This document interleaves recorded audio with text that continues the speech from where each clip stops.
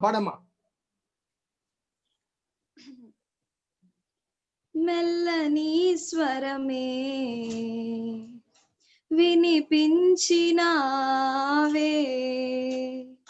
చల్లని చూపుతో దీవించినావే,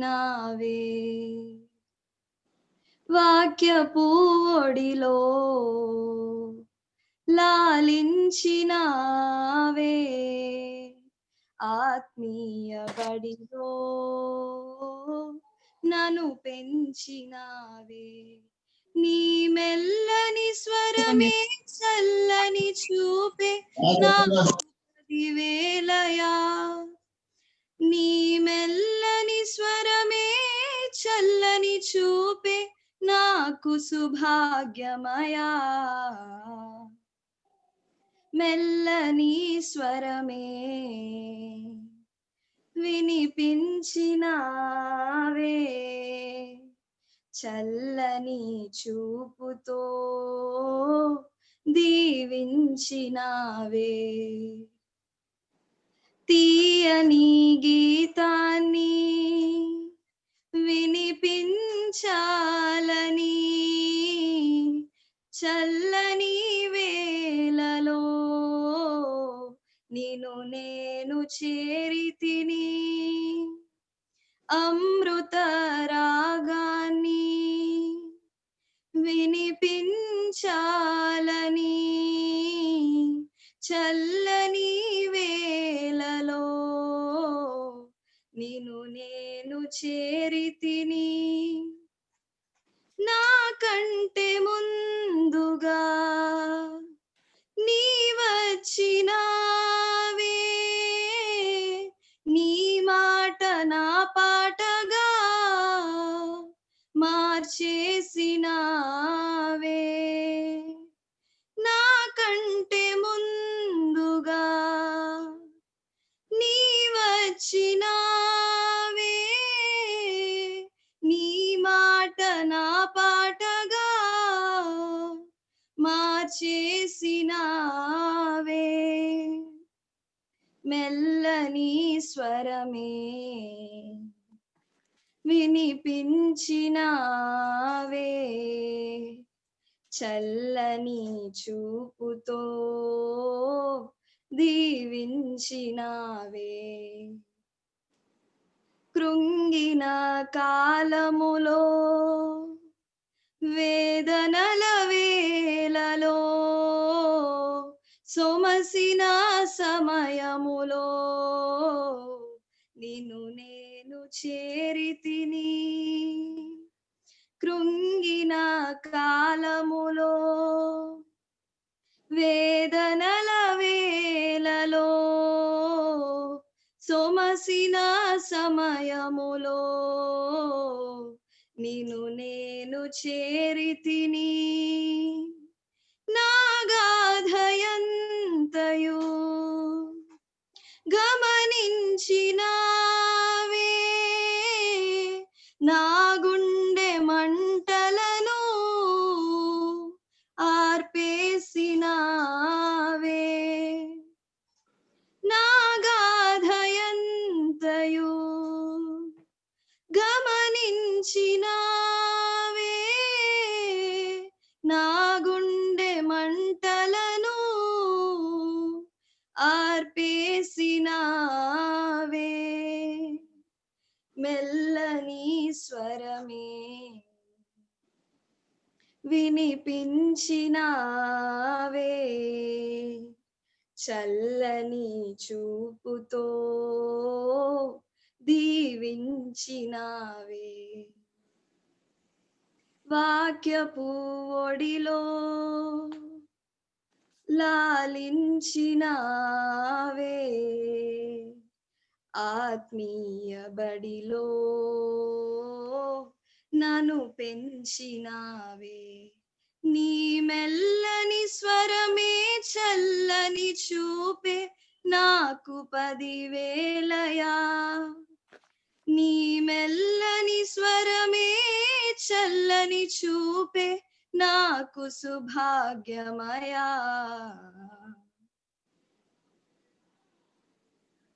okay, thank you. ఇంకా ఉన్నారా పాడేవాళ్ళు?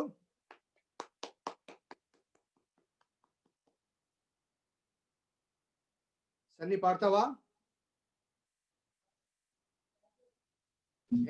లేదండి, నెక్స్ట్ వీక్ పాడతాను. Okay okay. అభిషేక్ పాడతాడేమో.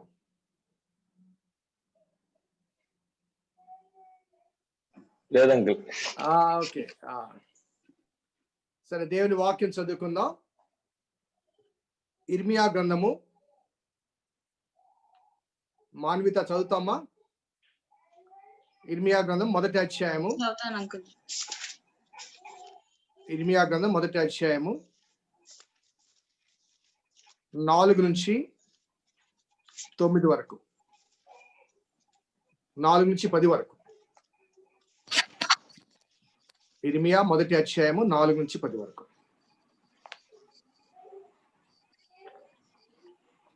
ఇర్మియా గ్రంథము మొదటి అధ్యాయము 4 నుంచి 10 వచనములు చదువుకుందాము. యెహోవా వాక్కు నాకు ప్రత్యక్షమై ఈలాగు సెలవిచ్చెను. గర్భములో నేను నిన్ను రూపింపక మునుపే నిన్నెరిగి తిని, నీవు గర్భము నుండి బయలుపడక మునుపే నేను నిన్ను ప్రతిష్ఠించి తిని, జనములకు ప్రవక్తగా నిన్ను నియమించి తిని. అందుకు అయ్యో ప్రభువగు యెహోవా, చిత్తగించుము, నేను బాలుడనే, మాటలాడుటకు నాకు శక్తి చాలదని నేను అనగా, యెహోవా నాకు ఇలాగు సెలవిచ్చెను. నేను బాలుడనవద్దు, నేను నిన్ను పంపు వారందరి యొద్దకు నీవు పోవలెను, నీకు ఆజ్ఞాపించిన సంగతులన్నీ చెప్పవలెను. వారికి భయపడకుము, నిన్ను విడిపించుటకు నేను నీకు తోడై ఉన్నాను. ఇదే యెహోవా వాక్కు. అప్పుడు యెహోవా చేయి చాపి నా నోరు ముట్టి ఇలాగు సెలవిచ్చెను. ఇదిగో, నేను నీ నోట నా మాటలు ఉంచి ఉన్నాను. పెళ్లగించుటకును, విరుగగొట్టుటకును, నశింపచేయుటకును, పడద్రోయుటకును, కట్టుటకును, నాటుటకును నేను ఈ దినమున జనముల మీదను రాజ్యముల మీదను నిన్ను నియమించి ఉన్నాను. ఆమేన్. గత వారం మనము ఈ యూత్ క్లాస్ లో మాట్లాడుకుంటున్నప్పుడు God has a definite purpose for each individual అనే మాటను మనము జ్ఞాపకం చేసుకున్నాం. సో వ్యక్తిగతంగా మనకు కొన్ని ఆశలు, అభిలాషలు ఉంటాయి. అదే రీతిగా మనకు జన్మనిచ్చిన మన పేరెంట్స్ కూడా మన పట్ల కొన్ని ఉద్దేశాలు ఉంటాయి. సో వీటితో పాటుగా మన ఉనికికి కారణమైనటువంటి ఆ దేవదేవునికి కూడా ఒక ప్రణాళిక ఉంటుంది మన పట్ల. ఆ విషయాన్ని గత వారం మనము జ్ఞాపకం చేసుకున్నాం. దాని కొనసాగింపుగానే, అనగా in continuation to the message what we are discussed last week, దైవ ప్రణాళిక ఎలా ఉంటుందో, దేవుని ఉద్దేశం ఎలా ఉంటుందో, ఆ ఉద్దేశం నెరవేర్పు ఏ రీతిగా ఉంటుందో కొన్ని ఎగ్జాంపుల్స్ నేను దేవుని వాక్యం నుంచి చెప్పాలని కోరుకుంటున్నాను. మరి మన పట్ల కూడా దేవుడు ఒక ప్రణాళిక కలిగి ఉంటాడు. ఆ ప్రణాళిక మనం కనుగొని దానికి అనుగుణంగా ముందు కొనసాగితే దానికి అవసరమైన ప్రతి ఏర్పాటు, ఆర్థిక నిధులు కానీ, అవసరమైన జ్ఞానము కానీ, అదే రీతిగా అవరోధంగా ఉన్న ఇబ్బందులు కానీ తొలగింప చేస్తూ దేవుడు ఆ భవిష్యత్తు చేరుకోవడానికి, అనగా తాను నిర్ణయించాడు కాబట్టి, ఆ దేవునికి అసాధ్యమైంది ఏది లేదు కాబట్టి ఆ నిర్ణయానుసారమైన రీతిగా మన భవిష్యత్తు ముందుకు సాగడానికి అవకాశం కలుగుతుంది. మన విద్య విషయంలో కానీ, మన ఉద్యోగాల విషయంలో కానీ, మన వివాహాల విషయంలో కానీ, అదే రీతిగా భవిష్యత్తులో మనము తీసుకుని పోయే తీర్మానాల విషయంలో కానీ definitely God will have a definite purpose.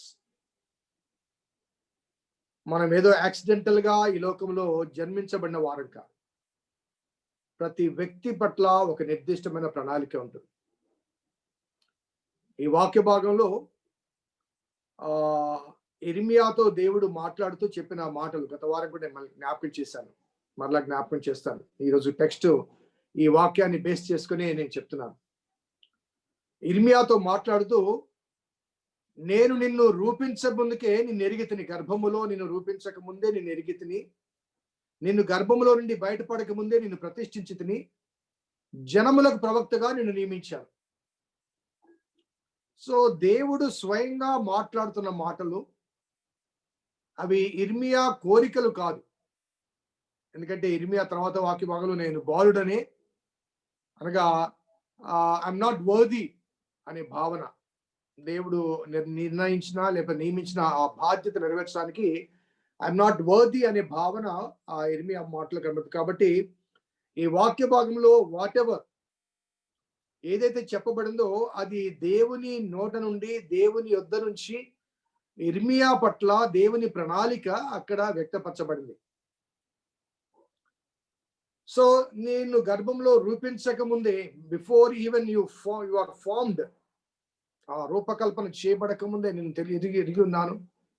నువ్వు బయటికి రాకముందే నేను ప్రతిష్ఠించాను, జనములకు ప్రవక్తగా నేను నియమించాను అంట.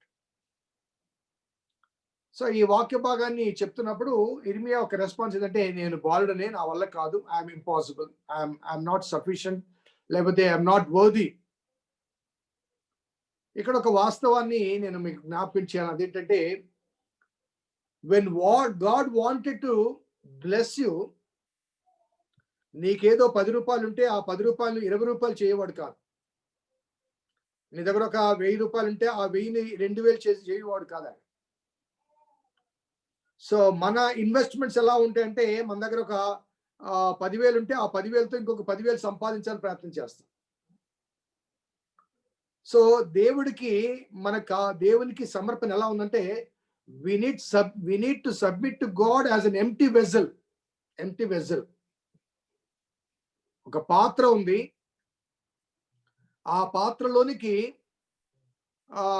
3/4 వరకు వాటర్ నింపేసి, అతను ప్రభా ఇదిగో నా దగ్గర 3/4 వాటర్ ఉంది, సో ఆ 1/4 కావాలి, కాబట్టి fill me so that I may overflow, నన్ను నింపు అని అడగడం కాదు.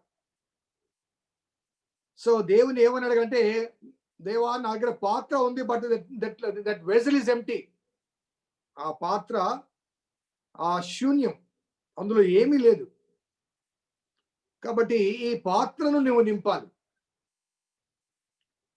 సో మన దగ్గర ఏదైనా ఉన్నప్పుడు దాన్ని మల్టిప్లై చేయడం అనేది మానవ సహజం, మానవ జ్ఞానము, లేకపోతే మానవ యొక్క లక్షణం. కానీ దైవిక లక్షణం ఏంటంటే, he will make everything possible where there is an impossibilities. అసాధ్యాలను సాధ్యపరిచే దేవుడు ఆయన.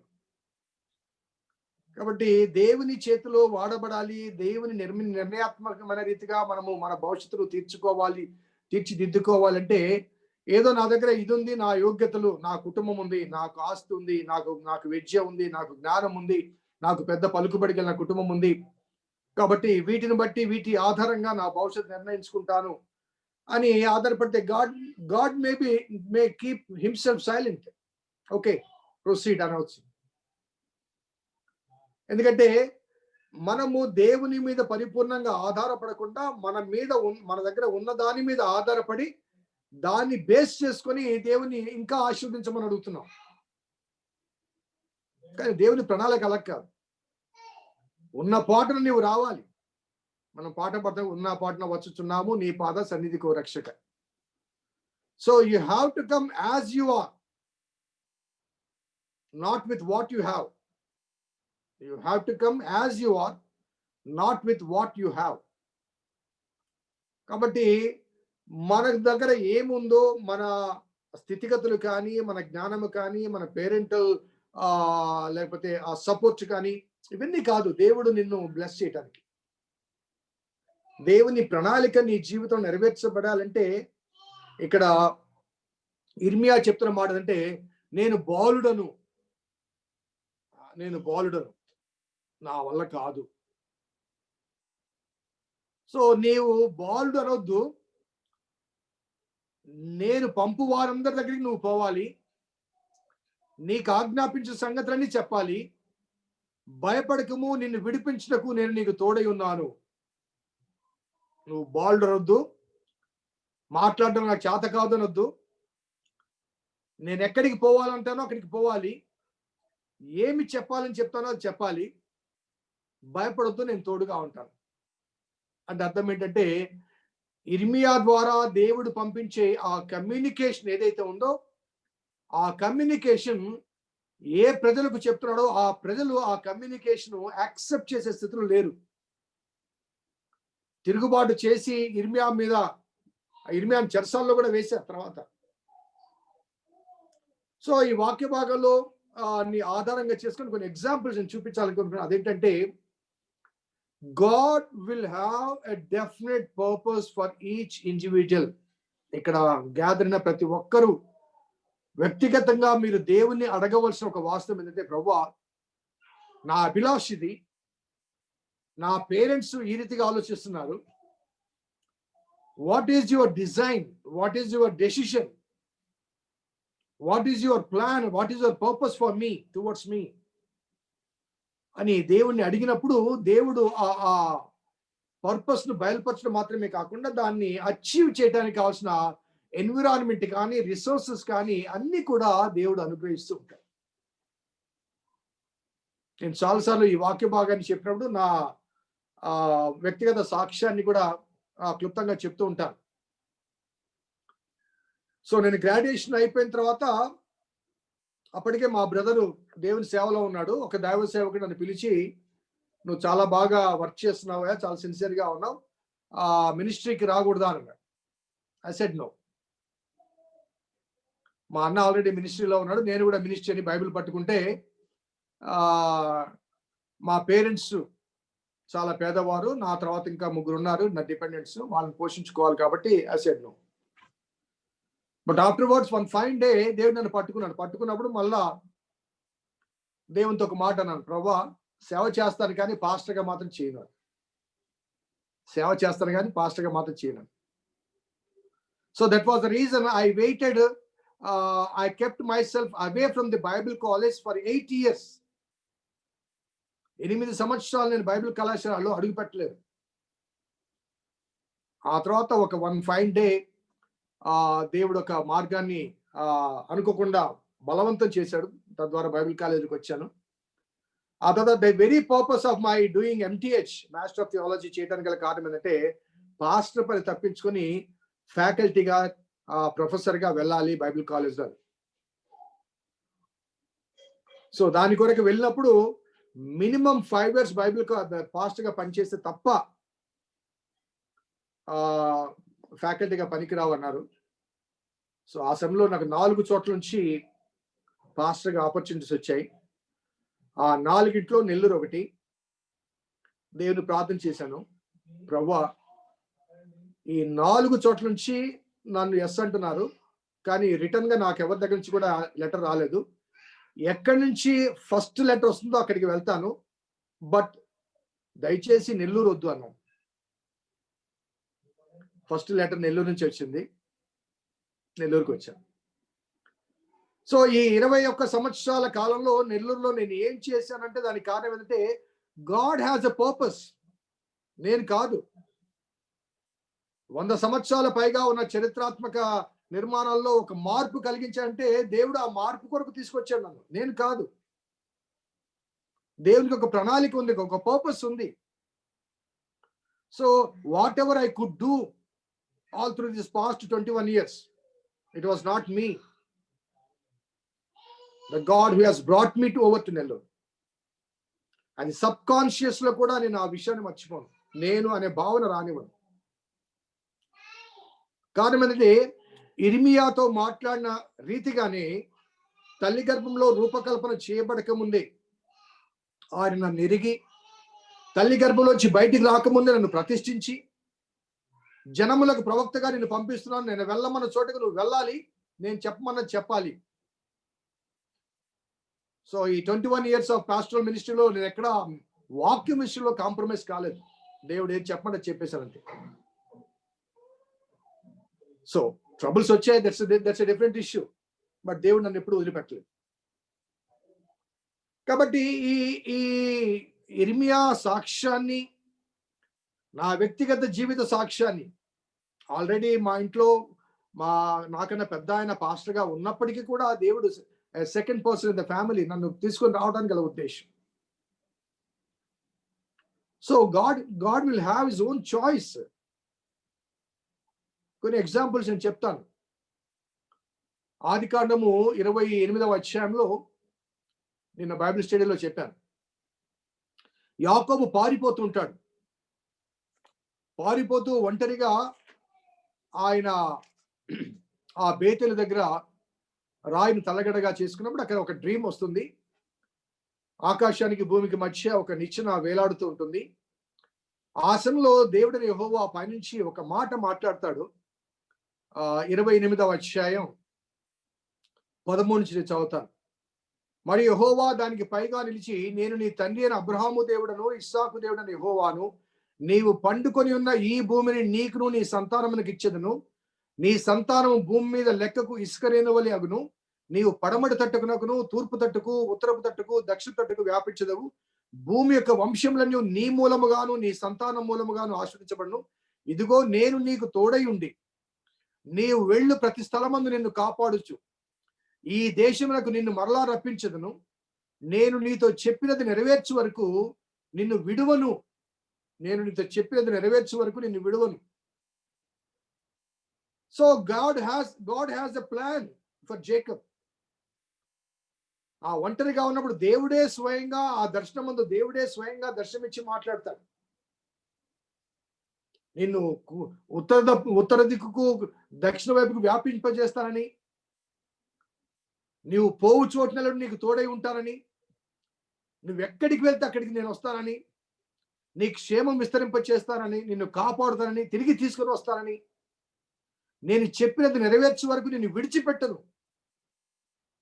It was not Jacob's prayer.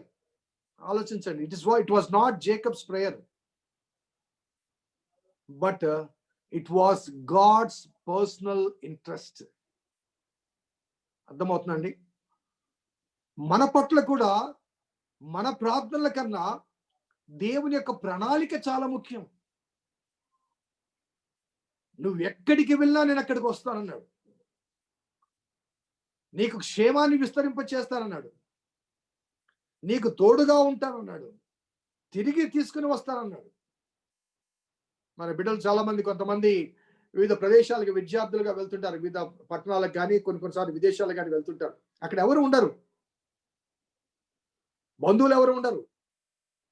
Hostels లో కానీ లేకపోతే వేరే దేశాలకు వెళ్ళినప్పుడు, వేరే ప్రదేశాలకు కానీ ఉన్నప్పుడు అక్కడ ఎవరు మనకు తోడు ఉండరు. బట్ అక్కడ విడువని ఎడబాయని కృపగల దేవుడు మనకు తోడుగా ఉంటాడు. So it was God's desire for Jacob to be blessed. Yakobu దీవించబడుట అనేది దేవుని సంకల్పం. కాబట్టి దేవుడే స్వయంగా యాకోబుతో మాట్లాడతాడు ఒంటరిగా ఉన్నప్పుడు. It was not and never Jacob's prayer, it was God's providence. దేవుని ప్రణాళిక, దేవుని ఉద్దేశం. ఇంకా కొన్ని చెప్పాల్సి వస్తే చాలా ఉన్నాయి ఎగ్జాంపుల్స్, కొన్ని క్లుప్తంగా చెప్తాను. నిర్గమకాండము 2వ అధ్యాయంలో, నిర్గమకాండం 2వ అధ్యాయం మొదటి భాగాన్ని నేను చదువుతాను. లేవి వంశస్థుడు ఒకడు వెళ్ళి లేవి కుమార్తెను వివాహం చేసుకున్న ఆ స్త్రీ గర్భవతి కుమారునికని వాడు సుందరుడై ఉన్నట్టు చూచి 3 నెలలు వాడిని దాచడు. ఆ తర్వాత వాడిని దాచలేక వాని కొరకు జమ్ము పెట్టి తీసుకొని దాని జగటమన్ను కీలు పూసి అందులో ఆ పిల్లవాడిని పెట్టి ఏటు ఒడ్డున జమ్ములో వాడిని ఉంచగా వానికి ఏమి సంభవించో తెలుసుకుంటకు వాని యొక్క దూరముగా నిలిచెను. ఈ సంఘటన మనకు బాగా తెలుసు. It was the story of Moses. Okay, so మోషే కన్నా ముందుగా జన్మించిన ఆ మోషే అక్క మిర్యాం ఉంది. అదే రీతిగా 4వ అధ్యాయంలో 14వ వచనం చూడండి. ఆయన మోషే మీద కోపపడి, లేవీయుడగు నీ అన్నయ్యన అహరోను లేడా? అతడు బాగుగా మాట్లాడగలని నేను ఎరుగుదును. ఇదిగో అతడు నిన్ను ఎదుర్కొని వచ్చుచున్నాడు. అతడు నిన్ను చూచి తన హృదయమందు సంతోషించును. నీవు అతనితో మాట్లాడి అతనికి నోటి మాటలు అందించవలను. నేను నీ నోటికి అతని నోటికి తోడే ఉండి మీరు చేయవలసిన దాన్ని మీకు బోధించదును. అతడే నీకు బదులుగా జనులతో మాట్లాడును. అతడే నీకు నోరుగా ఉండును. నీవు అతనికి దేవుడుగా ఉండువు. సో ఈ వాక్య భాగాన్ని ఒకసారి జ్ఞాపకం చేసుకుంటే, Moses had a brother and sister. అహరోను ఉన్నాడు, మిరియాము ఉన్నారు. తర్వాత కాలంలో మిరియాము ప్రవక్తిగా కనిపిస్తుంది. అహరోను విషయంలో ఇక్కడ దేవుడు స్వయంగా చెప్తున్న మాట ఏంటంటే, అతడు చాలా బాగా మాట్లాడతాడు, అనగా మాట నేర్పరి కలిగిన వాడు. వేరాజ్ మోసెస్ మాట నేర్పరి కలిగిన వాడు కాదు, నోటి మాంద్యం కలిగిన వాడు. కానీ అహరోను నీకన్నా స్పష్టంగా మాట్లాడతాడు. కాబట్టి నువ్వు ఏం మాట్లాడాలో అవన్నీ అహరోనుకు చెప్పు, అహరోను మాట్లాడతాడు. But you are the leader.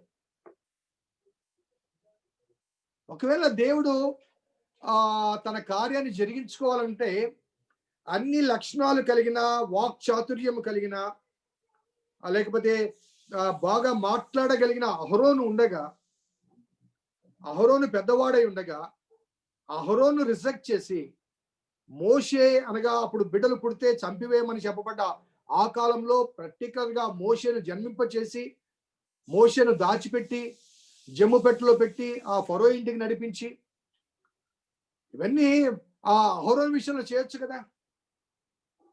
అహరోను ఆల్రెడీ ఉన్నాడు కదా. అహరోన్తో పాటు మిరియాము కూడా ఉంది కదా. ఇశ్రాయేలు జనాంగాన్ని విడిపించాలనుకుంటే మోషే అక్కర్లేదు అక్కడ. ఎందుకంటే మోషే కన్నా పెద్దవాడు, మోషే కన్నా బాగా మాట్లాడగలిగిన వాడు, మోషే కన్నా పలుకుబలి కలిగిన వాడు అహరోను ఆల్రెడీ ఉన్నాడు. But still in God's plan Moses was the leader. అర్థమవుతుందండి? In God's plan Moses was the leader. అయా నేను నోటి మాంద్యం గలవాడిని, నేను పిరికి వాడిని, పారిపోయి వచ్చాను అని ఎన్ని చెప్పినప్పటికీ నువ్వే పోవాలంటాడు.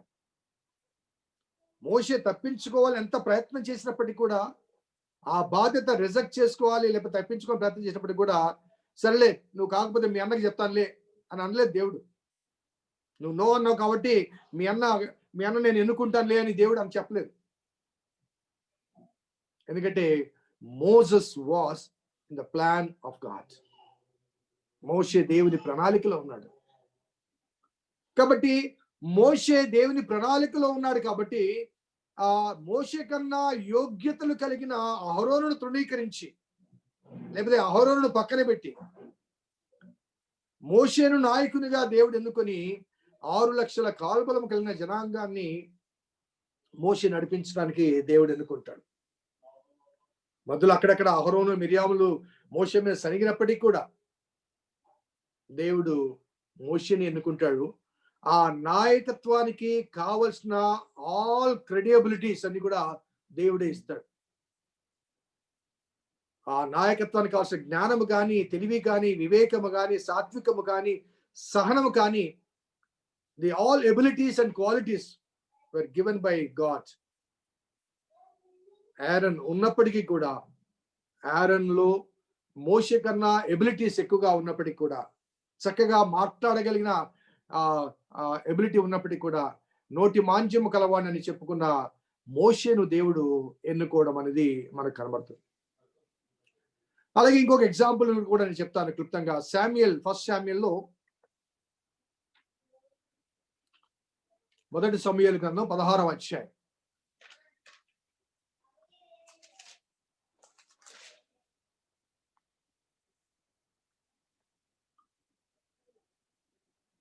ఆ 16వ అధ్యాయం 7వ వచనం. అయితే యెహోవా సమూయేలుతో ఇలాగ సెలవిచ్చెను, అతని రూపమును అతని ఎత్తును లక్ష్య పెట్టకము. మనుషులు లక్ష్య పెట్టు వారిని యెహోవా లక్ష్య పెట్టడు. నేను అతని త్రోసివేసి ఉన్నాను. మనుషులు పై రూపమును లక్ష్య పెట్టుదురు గాని యెహోవా హృదయమును లక్ష్య పెట్టును. అనగా సౌలు స్థానములో దేవుడు ఇశ్రాయేలు ప్రజలకు ఒక రాజుగా నియమించాలని భావించినప్పుడు యెషై ఇంటికి సమూయేలు పంపబడతాడు. సమూయేలు పంపబడ్డప్పుడు ఆ సమూయేలు రాగానే అప్పటికే సౌలు యొక్క సైన్యంలో ఉన్నటువంటి ఎలియాబు కానీ లేకపోతే ఆ యెషై ఆ కుమారులందరూ కూడా తేబడతారు. వారందరినీ కూడా దేవుడు రిజెక్ట్ చేస్తాడు. స్పష్టంగా చెప్పిన మాట అంటే మనుషులు పై రూపాన్ని లక్ష్య పెడతారు, దేవుడు హృదయాన్ని లక్ష్య పెడతాడు. కాబట్టి ఇతను కాదు అంటాడు. రెండవ వాడిని తీసుకువస్తాడు, అతను కాదు అంటాడు. మూడవ వాడిని తీసుకువస్తాడు, అతను కాదంటాడు. ఆ రీతిగా మరి ఆ 7 కుమారులను తీసుకుని రాగా 7 కూడా దేవుడు ఒప్పుకోడు. 10వ వచనం చూడండి. యెషై తన 7 కుమారులను సమూయేలు ఎదుటకు పిలవగా సమూయేలు, యెహోవా వీరిని కోరుకొనలేదని చెప్పి నీ కుమారులందరూ ఇక్కడ ఉన్నారా అని యెషైని అడగగా అతడు, ఇంకను కడసారి వాడున్నాడు, అయితే వాడు గొర్రెలను కాయచున్నాడని చెప్పాడు. సో 7 తీసుకొచ్చాడు, కానీ దావీదును తీసుకొని రావాలి తండ్రి. దావీదును తీసుకొని రావాలి అనగా తండ్రి యొక్క సంకల్పంలో దావీదు దేనికి పనికిరాని వాడు, పశువులు కాచుకునేవాడు. ఆయన మాటలు కూడా చూడండి, ఇంకను కడసారి వాడున్నాడు, అయితే వాడు గొర్రెలు కాచుకుంటున్నాడు. ఇంకను కడసారి వాడున్నాడు, వాడు గొర్రెలు కాచుకున్నాడు.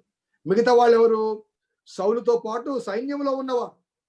శరీర సౌష్ఠవం ఉంది, వారికి యుద్ధ నైపుణ్యం ఉంది, యుద్ధాలు చేసిన అనుభవం ఉంది. కాబట్టి రాజుగా ఉండే ఆ భౌతిక దృక్పథంలో రాజుగా ఉండే యోగ్యతలు వారికి ఉన్నాయి. కానీ దేవుడు అంటాడు, నేను వీళ్ళెవరిని కోరుకోలేదు.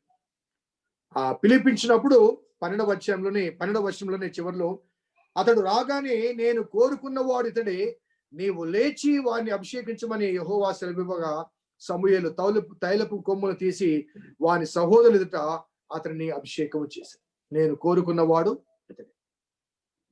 సో చూడండి, ఈ 8 మందిలో 7 ఫిజికల్ క్వాలిటీస్ కానీ క్వాలిఫికేషన్స్ కానీ ఉన్నాయి. ఈ 7 కూడా రాజు అయ్యే అర్హత కలిగిన భౌతిక లక్షణాలు ఉన్నాయి. కానీ దేవుడు కోరుకున్న ఈ దావీదుకు ఆ యుద్ధ నైపుణ్యం లేదు, శరీర సౌష్ఠవం లేదు, బాలుడు. హి వాజ్ ఎ స్మాల్ కిడ్. కాబట్టి పశువులు కాచుకుంటూ పనివారితో కలిసి పశువులు కాచుకోవడానికి వెళ్ళాడతా. సో దేవుని ప్రణాళికలో దావీదు ఉన్నాడు. సో భౌతిక దృక్పథంలో ఉన్నటువంటి ఆ 7 తృణీకరించి, భౌతిక లక్షణాలు యోగ్యతలు కలిగిన ఆ 7 తృణీకరించి, బయటికి కనిపించే ఏ లక్షణం కూడా లేనటువంటి దావీదును దేవుడు ఎన్నుకున్నాడు. ఎందుకంటే దేవుడు he could search the heart. అందుకే దావీదుకు దేవుడు పెట్టిన పేరు నా హృదయానుసారి, the man after God's own heart. So ఈ ఎగ్జాంపుల్ ఈ రీతిగా మనము బైబిల్లో ఎన్నిక చేయబడిన ఈ వ్యక్తులందరినీ ఒకసారి మనం జ్ఞాపకం చేసుకుంటే, each individual who are selected by God for a particular cause, వారు తమ స్వంత శక్తిని బట్టి, జ్ఞానాన్ని బట్టి, తెలివిని బట్టి, వివేకాన్ని బట్టి, లేకపోతే కుటుంబ నేపథ్యాన్ని బట్టి ఎన్నిక చేయబడ్డ వారు కాదు. డేవిడ్ని తీసుకోండి, మోజెస్ని తీసుకోండి, యాకోబుని తీసుకోండి, ఇర్మియాని తీసుకోండి, even you take any of the profits. Even కొత్త నిబంధనలో శిష్యులు కూడా, శిష్యులు ఎవరండి? జాలర్లు, వారికి విద్య లేని పామర్లు. మనకు నెల్లూరులో సముద్రం బాగా పరిచయం. సముద్రం ఒడ్డుకు వెళ్ళినప్పుడు అక్కడ చేపలు పట్టే జాలర్లు, వాళ్ళ దగ్గర ఏముంటాయండి? పై వస్త్రాలు కూడా సరిగా ఉండవు వారికి. రాత్రంతా సముద్రంలో చేపలు పట్టుకోవడం, పగలంతా కూడా వారు ఆ చేపలు అమ్ముకొని జీవిస్తారు. అటువంటి జాలర్లను ఎన్నుకొని దేవుడు వారిని ఏ రీతిగా తయారు చేశారంటే, అపోస్తుల కాలంలో వారి గురించి వారికి పెట్టబడ్డట్టు ఏదంటే టైటిల్ ఏంటంటే, భూలోకమును తలక్రిందులు చేయవారు. ఆ జాలర్లు అనగా ఏ విద్య లేని వారు, పామర్ లేనివారు. సో వారు భూలోకాన్ని తలక్రిందులు చేయగలిగిన, అప్సెట్ డౌన్ చేయగలిగినటువంటి ఆ జ్ఞానాన్ని కానీ, ఆ కమాండింగ్ పవర్ కానీ దేవుడు అనుగ్రహించాడు. సో ఈ విషయాలు యువతకు నేను ఎందుకు చెప్తున్నానంటే, మీ భవిష్యత్తు పట్ల మీకు ఒక దృక్పథం ఉంటుంది, ఒక ఆలోచన ఉంటుంది. మీకు జన్మనిచ్చిన మీ తల్లిదండ్రులకు కూడా కొన్ని ఆలోచనలు ఉంటాయి, మీ విద్య పట్ల, మీ ఉద్యోగాల పట్ల, మీ వివాహాల పట్ల, మీ భవిష్యత్ ప్రణాళికల పట్ల. బట్ దేవుని ఉద్దేశాన్ని మీరు ప్రార్థనాపూర్వకంగా కనుగొని దానికి అనుగుణంగా మీరు మీ ప్రయత్నాలు కొనసాగింప చేస్తే తగిన యోగ్యులైన జీవిత భాగస్వాములు రావడం కానీ, తగిన యోగ్యమైన ఉద్యోగాలు పొందడం కానీ, ఆ ఉద్యోగాలు పొందడానికి తగిన జ్ఞానాన్ని ఇవ్వడం కాదు, ఈవెన్ ద విజ్డమ్ దేవుడు అనుగ్రహించాడు. ఎందుకంటే మీరు దేవుని ప్రణాళికను గుర్తెరిగి దానికి అనుగుణంగా ప్రయత్నాలు చేస్తున్నారు కాబట్టి, అది దేవుని ప్రణాళిక కాబట్టి, ఆ ప్రణాళిక నెరవేర్చడానికి దేవుడే సహాయం చేయాలి. దేవుడే సహాయం చేయాలి కాబట్టి దేవుని మీద పరిపూర్ణంగా ఆధారపడాలి.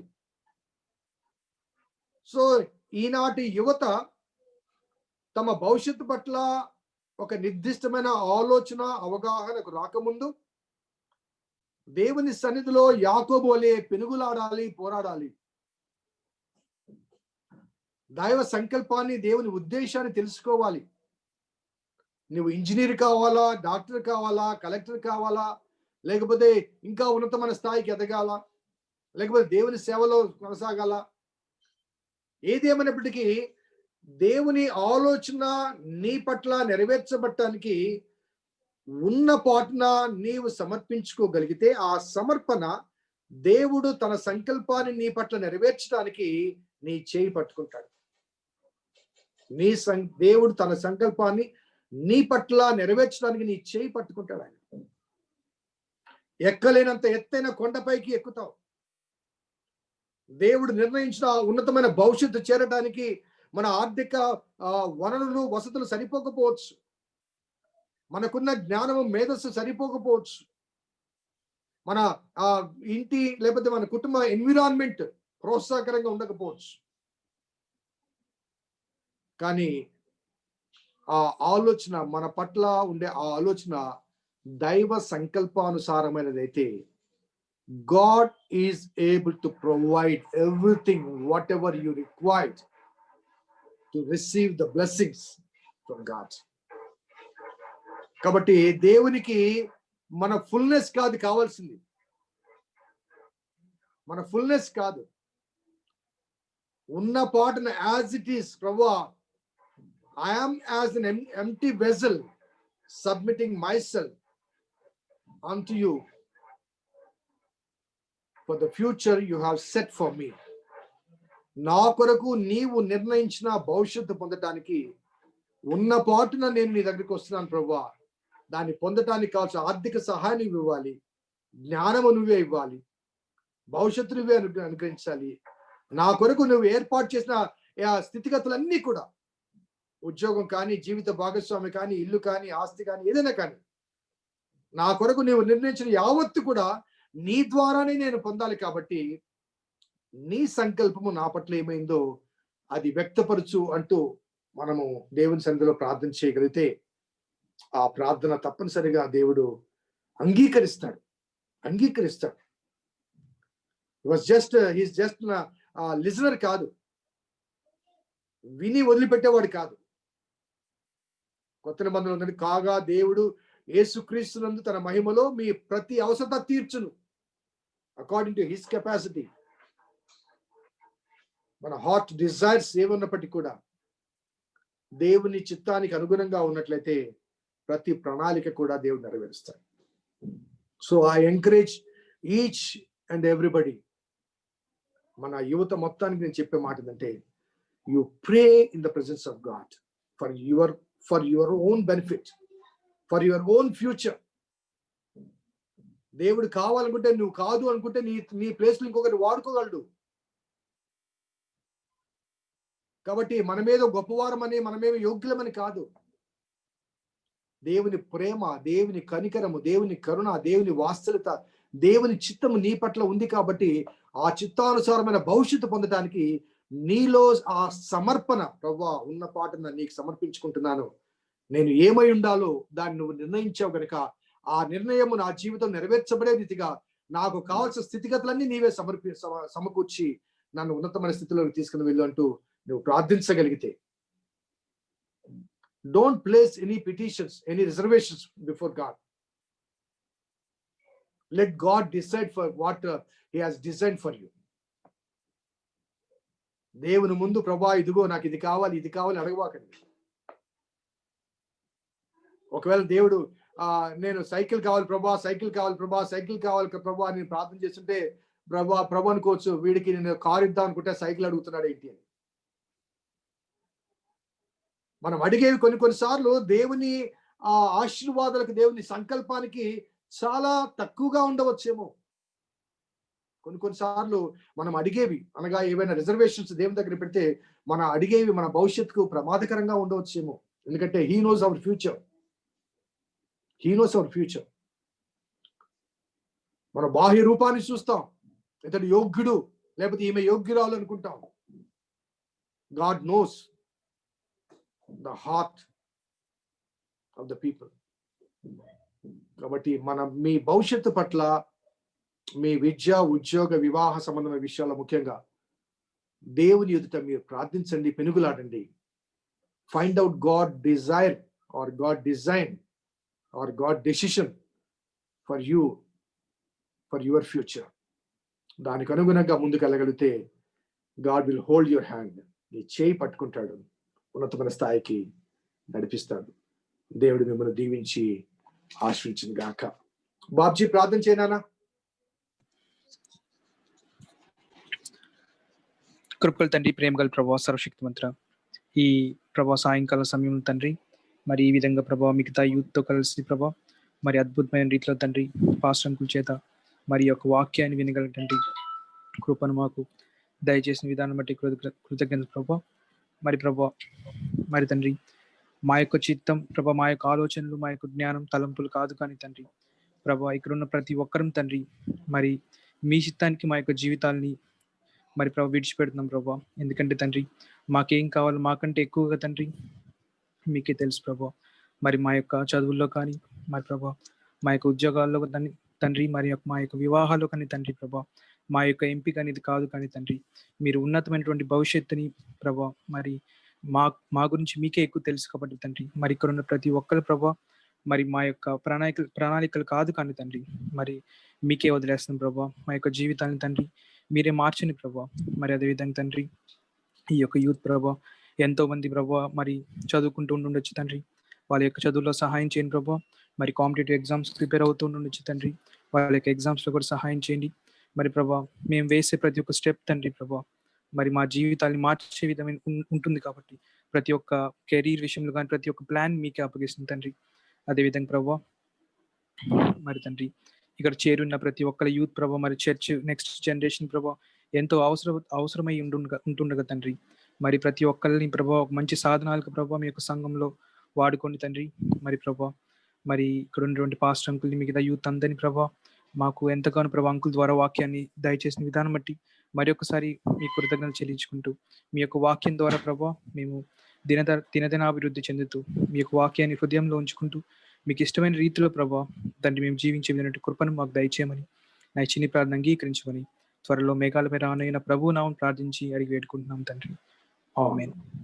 తండ్రి, కుమార, పరిశుద్ధాత్మ త్రియేక దేవుని దీవెన మా యువతకు వారి యొక్క ఆధ్యాత్మిక భవిష్యత్తుకు సదా తోడేండును గాక. ఆమేన్. Okay, God bless you all.